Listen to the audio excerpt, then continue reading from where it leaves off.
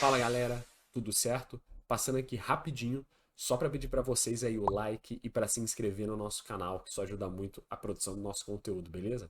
Valeu, espero que gostem aí do vídeo. Fala galera, tudo certo com vocês? Mais um vídeo aqui no canal e hoje a gente vai fazer um ligeiro break na nossa programação olímpica, que é o que vem dominando aí, obviamente, nos últimos 20 dias mais ou menos o canal, né? Como diz os óbvios, Olimpíada. Só que a gente teve aí a finalização das oitavas de final da Copa do Brasil e eu queria separar um tempinho para falar um pouco de como foram esses confrontos, já considerando, né, as partidas de ida e de volta de todos os confrontos, menos o do Goiás e do São Paulo, porque eu tô gravando isso quarta à noite com a finalização de basicamente tudo, só que o jogo Goiás e São Paulo ficou para quinta às 8. Então, provavelmente quando esse vídeo sair, o jogo ainda não terá acontecido. Então fica aí parcial a análise, mas é tranquilo, eu acho que não vai fazer diferença esse jogo, pra falar a verdade. Vamos começar pelo jogo que foi o que aconteceu há mais tempo, que é o do Vasco da Gama. Decidido na terça-feira, o Vasco se classificou para as quartas de final da Copa do Brasil para cima do Atlético Goianiense, depois de um resultado de 1-1 e, na terça-feira, 1-0 pro Vasco em casa. O que dizer, né, desse confronto? Cara, foi um confronto nivelado por baixo e por uma extrema falta de habilidade de ambas as partes.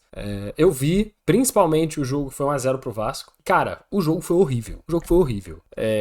O jogo do Atlético Goianiense, que foi 1-1, o Atlético até teve um grande domínio e podia ter feito muitos gols. Tipo assim, o Atlético Goianiense perdeu muito gol, muito gol. Realmente surreal a performance do Atlético. O Vasco se salvou. Conseguiu sair com um resultado quase mágico, porque também achou um gol do nada.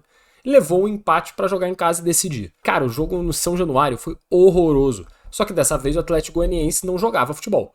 Ele só recuava e esperava o Vasco jogar e tentava de alguma forma fazer alguma coisa se fosse possível. E não foi possível. O Vasco achou um gol, que também foi feio demais. Eu nem lembro quem foi do Vasco, eu acho que foi o Lucas Piton, que chutou a bola, rebateu em 2, 3 zagueiros do Atlético e um zagueiro chutou a bola para dentro do gol. Realmente um negócio impressionante. Dito isso, o Vasco está classificado. Talvez seja, olhando aqui, o time mais fraco que tenha se classificado para a próxima fase da Copa do Brasil. Rivaliza com outro que a gente vai falar daqui a pouco, que é o Juventude. Mas tem muito a melhorar. O Vasco vinha de um período bom, né, com o técnico interino, conseguiu uma sequência de vitórias no Campeonato Brasileiro e se afastou da zona do rebaixamento, só que a disputa ainda é lá embaixo, porque fez 2 partidas péssimas e mostrou uma falta de futebol. Tem tempo um pouquinho para se recuperar, já que não compete aí Sul-Americana ou Libertadores. Então vai ter alguns meios de semana para treinar e tentar entender como é que esse time realmente vai jogar. O Atlético Goianiense, por outro lado, não tem nem muito o que dizer. Tava com um técnico novo, né? Acabou de demitir e contratar um novo técnico. É o último colocado do Campeonato Brasileiro, eliminado da Copa do Brasil. Vem jogando um futebol paupérrimo, muito, muito, muito fraco. E, na minha opinião, já caiu para a Série B, antecipadamente. Mas futebol é futebol e o Atlético tem que melhorar muita coisa se ele quiser reverter a situação no Brasileiro, porque na Copa do Brasil, um abraço. Vindo para os confrontos, né, que foram resolvidos hoje, quarta-feira, que é o dia que estou gravando o vídeo, vamos começar por ordem de horário, né, do jogo. Tivemos 2 confrontos às 7. O primeiro confronto que foi decidido foi entre Atlético Paranaense e Bragantino, que foi 2-0 no jogo de ida para o Atlético e um 3-2 para o Atlético hoje, né, mais cedo. O que dizer sobre esse confronto? Para falar a verdade, muito pouco a se dizer. O jogo de ida do Bragantino foi amplamente dominado. O Bragantino vem jogando mal, é um time medíocre no máximo, sem muita pretensão, não parece que vai engrenar de forma nenhuma. O Atlético Paranaense, para ser bem sincero, é um pouco parecido com o Bragantino esse ano. Parece que é um time que vai tentar lutar ali por uma vaga de Libertadores, um G6, um G7, um G8, mas também não demonstra toda essa chegada que já demonstrou em outros anos, assim como o Bragantino mostrou no ano passado, que conseguiu se classificar para a pré-Libertadores. Dessa vez o Bragantino foi presa fácil para o Atlético no primeiro jogo, 2-0 na Liga Arena, sem grande dificuldade, já quase que garantindo a classificação. No jogo de volta no Abi Abichedi, o Atlético abriu 2-0, o Bragantino buscou o resultado, mas o Atlético acabou fazendo no terceiro gol e se classificou sem muitos problemas. Um agregado de 5-2 no fundo nunca esteve sob ameaça. Passa o melhor time, na minha opinião, o Atlético Paranaense, assim como o Vasco, né? Passou o melhor time do confronto. Porém, eu também acho que o Atlético tem muita coisa para melhorar. É um time mais competitivo e contra alguns outros que passaram, é jogo jogado. Principalmente pelo fator casa e gramado sintético. Porém, tem aí alguns pontos a se resolver. O outro jogo decidido às 7 não teve muito segredo. Atlético Mineiro e CRB. O primeiro jogo foi um pouco surpreendente, porque o CRB saiu ganhando de 2-0 em casa, mas acabou cedendo um empate para o Atlético no segundo tempo. Se o CRB tivesse vencido em casa, você podia até esperar alguma coisa. Mas a verdade é que o gap é muito grande. A diferença técnica, tática, tudo é muito, muito grande. Em casa, o Atlético Mineiro não teve pena, fez um 3-0 categórico, sobrando futebol. Podia ter feito mais se quisesse. O CRB não viu a cor da bola, não veio para jogar. No fundo, a estratégia era talvez segurar um 0-0, levar para os pênaltis, seja o que Deus quiser. Não aconteceu. O resultado que era muito óbvio, né, na minha opinião. O CRB, ele tá na Série B, né, tem até um trocadilho aí, CRB, Série B, e vem fazendo uma campanha bem mais ou menos na Série B. É um time de meio de tabela. Não se compara aos grandes times da Série A. Fez uma boa campanha, chegou nas oitavas de final. Já foi surpreendente, mas agora ficou pelo caminho. O Atlético Mineiro teve um confronto fácil, que é difícil de você tirar alguma coisa de fato, e é um time inconstante, tanto na Copa do Brasil quanto no Campeonato Brasileiro. Vai ser um adversário muito duro para seja lá quem for que bata de frente com ele nas quartas de final. Mas, ainda assim, é meio complicado o que se esperar desse Atlético. Outro confronto decidido no horário das 7 foi entre Bahia e Botafogo. E esse aqui é o primeiro jogo dos 4 que eu falei até agora, que foi um jogo de qualidade alta. Um jogo muito bom. Teve poucos gols. No jogo de ida, no Newton Santos, o Botafogo empatou com o Bahia em 1-1. E no jogo de volta, na Arena Fonte Nova, o Bahia venceu de 1-0 do Botafogo e se classificou para as quartas de final. Aqui tem vários aspectos que são interessantes de se falar, né? Primeiro que era um confronto de G4, virtualmente, porque o Bahia eu acho que está em quinto hoje no campeonato, vem uma sequência meio ruim no Brasileiro, mas deu a volta por cima nesse confronto da Copa do Brasil. O Bahia jogou muito bem, mas o Botafogo também teve grandes oportunidades. Foi um jogo muito aberto, assim como o jogo no Newton Santos, foi um jogo muito aberto. Foi um jogo de muitos ataques, de muitas jogadas, vários gols perdidos, diga-se de passagem. O Luiz Henrique teve uma acelerada que ele deu na ponta direita, que ele perdeu um gol que pra mim não pode. O Bahia com o Tassiano também perdeu um gol inacreditável na frente do John, mas acontece, é futebol, né? E decidido no fim, aos 42, se eu não me engano, o gol do Bahia que matou o confronto. Muito bom pro Bahia, que não joga Libertadores, né? Então não tem essa pretensão e precisava seguir em uma Copa. É muito importante pro Bahia nessa nova campanha de Bahia City, né? Você se impregnar no cenário brasileiro como um contender, como um time que vai estar lá, que vai jogar, que vai competir e que está lá para ganhar. Extremamente importante essa classificação. Vai ser um confronto difícil contra qualquer time que pegar o Bahia nas quartas de final, isso não tem a menor dúvida. E talvez seja favorito contra alguns. Já pelo lado do Botafogo, existem dois lados que você pode avaliar isso aqui. Por um lado, o Botafogo ele não é campeão de nada significativo há muito tempo. Se eu não me engano, sem ser campeonatos cariocas, taças rios e campeonatos estaduais de maneira geral, né? O Botafogo não ganha uma competição no cenário nacional já tem por volta de uns 30 e poucos anos. Então qualquer título pro Botafogo é muito importante. Ainda mais depois do ano passado que o Botafogo entregou um brasileiro ganho. Foi inacreditável. Então a Copa do Brasil era uma competição acessível. Não quer dizer que é fácil, mas poderia ser acessível, porque vamos supor, Botafogo ganha do Bahia. Aí nas quartas de final ele dá um pouco de sorte no sorteio, ele pega o Juventude. E aí depois ele só vai enfrentar um time realmente cascudo na semifinal. Aí, meu amigo, aí são 4 jogos para ter o campeão. Então você tá muito mais próximo de conseguir esse título que pode tirar o seu time da fila. É mais difícil ganhar o Brasileiro, é mais difícil ganhar a Libertadores. Então, por esse lado, foi muito ruim pro Botafogo. Ele perdeu a chance de ganhar uma das taças. Tem um lado financeiro também, óbvio, e competitivo. Ninguém quer perder. Só que tem um outro lado que pode ser interessante, assim como um outro time que falaremos em breve, que é o que tem menos calendário agora, né? Querendo ou não, ser eliminado nas oitavas de final te tira da frente aí pelo menos 4 jogos em período de meio de campeonato, né? Porque a final da Copa do Brasil, ela normalmente é mais pro fim, às vezes até depois da final do Campeonato Brasileiro, né? Talvez a final, de fato, não interfira, mas tira meios de semana. O Botafogo vai ter mais tempo de descanso, vai ter mais tempo para trabalhar e poder focar tanto na Libertadores, né? Se classificar nas oitavas de final para a próxima fase, quanto principalmente no Brasileiro. Diferentemente de outros adversários aí na disputa pelo título. Pode fazer a diferença? Pode. Vai fazer a diferença? Não sei. Já aconteceu de times que são eliminados de tudo e continuam se ferrando porque vira uma bola de neve ou não muda nada. Existem times que não estavam tão bem porque tinham pouco tempo de descanso de treino, sobra uma competição só, ele foca nessa competição e consegue ser campeão. Isso também já aconteceu. Vamos ver como é que o Botafogo vai reagir a mais uma eliminação. Isso pesa também na cabeça dos jogadores e do torcedor. Mas, de alguma forma, pelo menos o Botafogo tem outras coisas para competir no ano ainda. Jogos das 8. Na verdade, o único jogo das 8, que foi o jogo Flamengo e Palmeiras. Nesse confronto, o Flamengo se classificou vencendo a primeira partida no Maracanã por 2-0 e perdendo a partida hoje no Allianz Parque por 1-0. Então, no agregado 2-1, o Flamengo se classificou para as quartas de final. Na minha opinião, e não é porque eu sou flamenguista, né? Porque em algum lugar aqui dá pra ver, né? Que eu sou flamenguista, bem ali. Não é por isso, mas se classificou o time que hoje é melhor. Não foi o que jogou melhor hoje, né? Mas que no todo é um time melhor, é um time mais competente também no que faz. Esse é o confronto que eu vi bem, né? Até porque eu sou torcedor, então eu vi com certeza os dois jogos a fundo, vi as análises e tal, não sei o que lá. Bom, o que dizer daqui? Mais ou menos a mesma coisa pro Palmeiras que eu falei do Botafogo, né?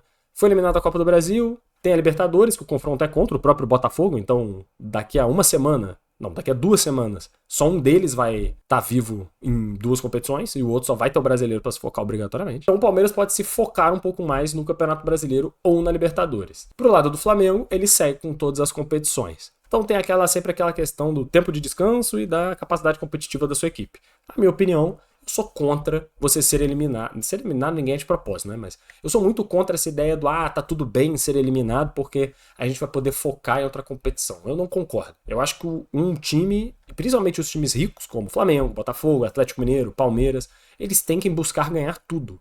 Dá pra ganhar tudo? É difícil, muito raro. Mas você tem que pelo menos querer ganhar tudo. Você não pode pôr no cômputo geral de que vai ser eliminado para descansar para ganhar outro. Não, você tem que se preparar para ganhar tudo independentemente. É essa cabeça que você tem que ter.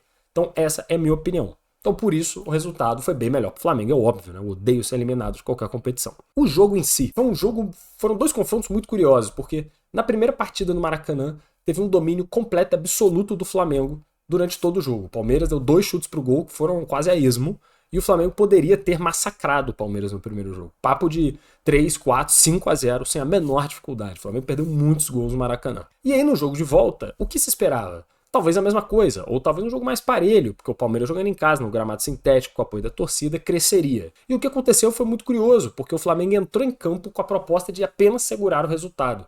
Não queria jogar, entrou com 2 volantes de marcação, depois colocou um terceiro zagueiro e 2 volantes de marcação. Então a proposta do Flamengo era se defender primariamente. E o Palmeiras começou o jogo de forma avassaladora, muito diferente do confronto da semana passada, e abriu o placar muito cedo, com 7 minutos de jogo. Um cenário quase perfeito para o Palmeiras. Porém, o Palmeiras esbarrou em um problema que ficou muito claro para mim nessa segunda partida. Não tem um meio de campo eficiente e não existe jogadas pelo meio do Palmeiras. Você não vê o Palmeiras chutando pro gol. Você não vê o Palmeiras construindo jogadas, fazendo tabelas, facões, jogadas em profundidade. Muito também pela falta do Estevão, que faz muita falta para esse time. O Zé Rafael também faz falta, o Veiga fica muito sozinho. E com o Veiga muito sozinho, ele não consegue trabalhar direito. Ainda mais com o atacante que é o Rony, que com todo respeito é extremamente limitado. É muito aquém do que o Palmeiras precisa para um centroavante. Ele só sabe da bicicleta e sai correndo. De resto, ele não participa do jogo de maneira eficiente. Então isso prejudica muito o ataque do Palmeiras, que fica restrito à bola na área. Bem capaz o Palmeiras ter cruzado coisa de 30 bolas na área do Flamengo, 40 bolas na área do Flamengo, e obviamente é muito perigoso, porque o time é desenhado para fazer gols assim, e o Flamengo tem um pouco de dificuldade de marcar bola aérea. Então foi uma pressão extrema do Palmeiras na maior parte do jogo. Só que foi uma pressão que dava nervoso pro torcedor, é claro, né? Eu fiquei nervoso porque toda hora a bola na área, só que de certa forma ela nunca foi de fato eficiente. As chances boas que o Palmeiras teve foram o gol, a bola na trave, que foi a cabeçada do Murilo, que pegou na trave, foi uma excelente chance. Teve o gol impedido, mas enfim, foi uma boa chance, porém estava impedido. Tirando essas 3, teve um chute, não sei de quem também, já pro final do jogo. Foi a única finalização de fato pro gol com o pé, né, do Palmeiras, que foi decente, que o Matheus Cunha pegou. Vamos lá, vamos considerar essas 4 chances. Eu não lembro de ter visto outra chance que foi assim calamitosa, ou quase gol. Era pressão, mas uma pressão sem grandes propósitos, porque de fato o Palmeiras falta alguma coisa. O que teve hoje foi empenho, foi dedicação, foi vontade. Isso hoje teve, o Palmeiras quis jogar bola. Ele só ainda não sabe o que fazer direito com a bola. Talvez seja um próximo passo para o Abel trabalhar. Vai dar tempo, porque na quarta que vem pega o Botafogo na Libertadores. Porque domingo pega o Flamengo de novo no Maracanã pelo Campeonato Brasileiro. Eu não sei se vai dar tempo, mas pelo menos mostrou uma resposta anímica. Mesmo que não seja tática e técnica, foi anímico, né? Foi da emoção, pelo menos mudou. Não foi suficiente para se classificar, porque o Flamengo, no fim das contas, soube se defender. Então, falando um pouco do Flamengo agora, foi um jogo que o time se defendeu, foi sufocado nos primeiros 20, 25 minutos, não sabia o que estava acontecendo, pegou um pouco mais as rédeas de jogo e o resto do primeiro tempo foi quase parado, não aconteceu nada no resto do primeiro tempo. No segundo tempo, a situação ficou um pouco parecida, né, e oscilava. O Palmeiras dominava uns 5 minutos, aí ficava 10 minutos sem acontecer nada. A Palmeiras pressionava mais uns 10 minutos, aí ficou um tempo sem fazer nada, e no final do jogo o Palmeiras pressionou, mas também não conseguiu nada. O Flamengo soube se defender, abusou da sorte um pouco em alguns momentos. Não tinha necessidade de recuar tanto e jogar dessa forma. Eu acho que tem um impacto do gramado sintético. Os jogadores do Flamengo não gostam, não se sentem confortáveis jogando em gramado sintético. Isso faz com que eles fiquem ainda mais na defensiva e não queiram arriscar jogadas. O pessoal não estava bem também hoje no jogo do time do Flamengo, então era suportar pressão. E o Flamengo conseguiu suportar essa pressão.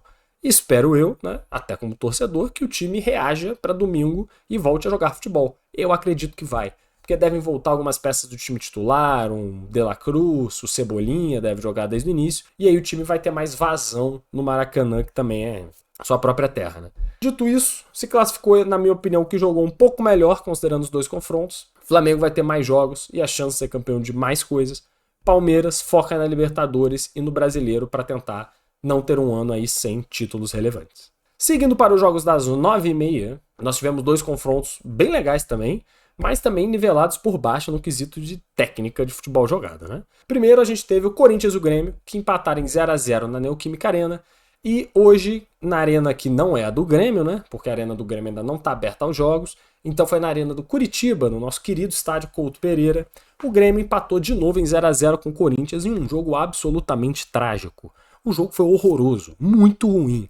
É impressionante como o Grêmio e o Corinthians jogam mal. Talvez não devesse ser tão ruim, considerando o elenco dos dois times, mas é impressionante a falta de capacidade de criar jogadas do Grêmio e do Corinthians, cara. Parecia um jogo de solteiro contra casado, sendo bem sincero. E acabou indo pros pênaltis, porque acabou empatado 0x0, 0x0. E nos pênaltis, o Grêmio foi absolutamente incompetente nas cobranças. Foram 4 cobranças do Grêmio, uma no gol, uma o goleiro Hugo pegou, né, o Hugo Neneca, e as outras 2 foram isoladas por cima do gol. É inacreditável, não dá pra fazer isso. Em compensação, o Corinthians teve 3 finalizações com extrema precisão, muito bem batidas mesmo, então classificado para a próxima fase. Para o Grêmio, aquela coisa, né? O Grêmio tá na Libertadores, vai enfrentar o Fluminense na Libertadores nas oitavas de final, que é um outro time que também tá muito confuso, né? Diga-se de passagem. Dá para se classificar para as quartas. Mas eu, se fosse o Grêmio, focaria totalmente as minhas forças no Brasileiro para não cair. A verdade é essa.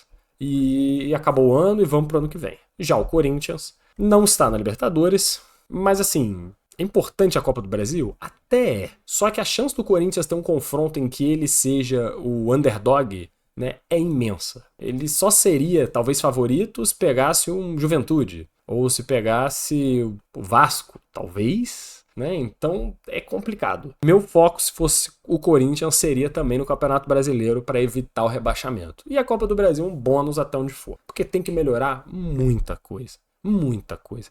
A defesa do Corinthians é até mais ou menos, mas o ataque é inoperante. É inoperante. Tem o Yuri Alberto, que não faz nada, e se eu não me engano foi operado. Não jogou porque foi operado, vesícula, alguma coisa do tipo. Né? Tem o Pedro Raul, que é outro inoperante da bola. Você tem o Romero, que é esforçado no máximo. Enfim, tem muita coisa para melhorar nesse time do Corinthians. Para fechar, o outro confronto das 9h30 foi Juventude Fluminense, onde o Juventude venceu de 3x2 em casa, no Alfredo Jaconi, e empatou com o Fluminense no Maracanã em 2x2 hoje. Então acabou se classificando. Uma classificação surpreendente. O primeiro jogo o Fluminense foi muito misto, praticamente reserva, e sofreu muito contra o Juventude lá no Sul, mas se esperava um Fluminense titular que no Maracanã fosse reverter essa situação.